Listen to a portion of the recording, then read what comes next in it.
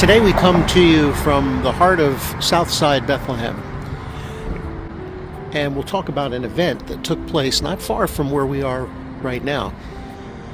And it was an industry-changing event with respect to the steel industry.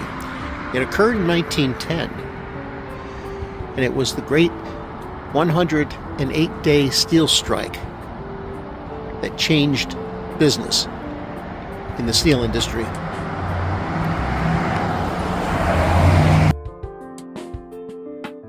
In South Bethlehem's Municipal Hall was an overflow crowd of striking steelworkers.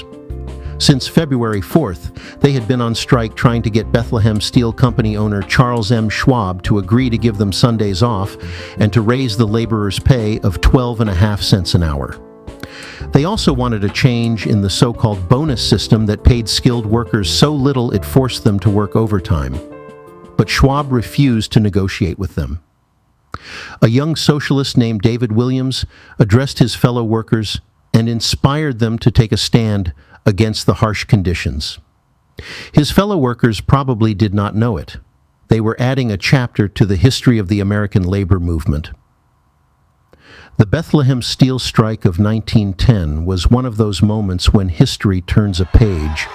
Although the 100-plus day labor action was to end in failure, it made American labor realize that it could organize in the new industrial plants.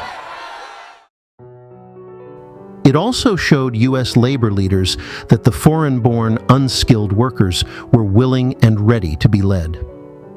The local police force viewed the strike with sympathy.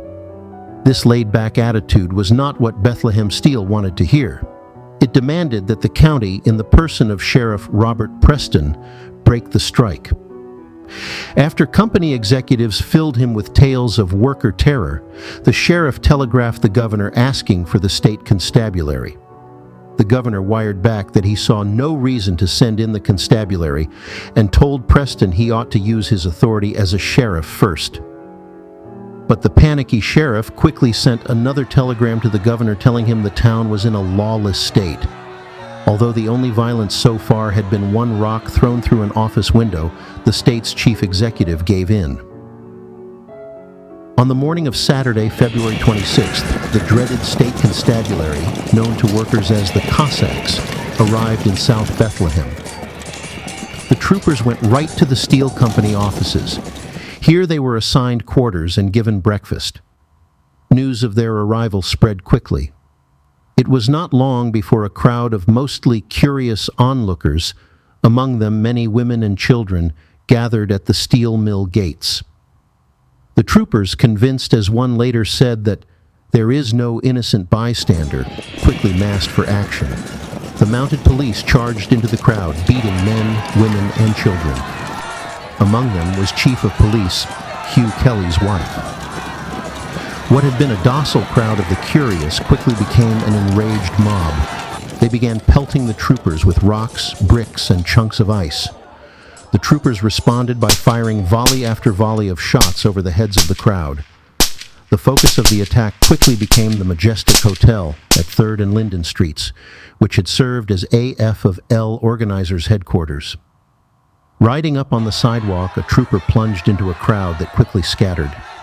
Some backed up the steps into the hotel. The trooper fired a shot into the hotel, killing an innocent man.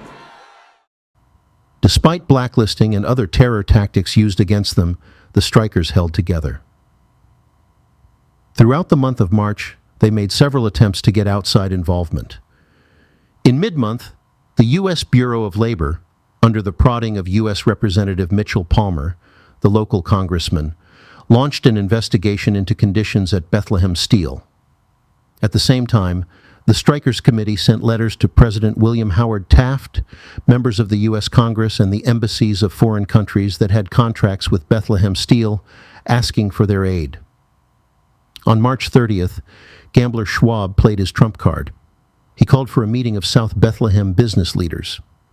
When they had gathered, Schwab was blunt and icy. He reminded them of the company's importance in the local economy. They had continued to allow these socialist agitators to meet in the municipal hall. The strikers had even had the nerve to use the municipal hall as a return address on their letters to foreign governments. Schwab told them he was tired of such abuse. If this was how South Bethlehem felt about him, he would move out of town and take the steelworks with him. On May 4th, the long-awaited government report was released. It showed conditions in the plant were everything the strikers said they were. Over 97% of the workforce had a workday of 10 hours, and 51% worked 12 hours or more. 29% of the men worked 7-day weeks with no extra pay for Sunday work. Accidents were common. In 1909, 10% of the men at the plant met with some kind of industrial injury.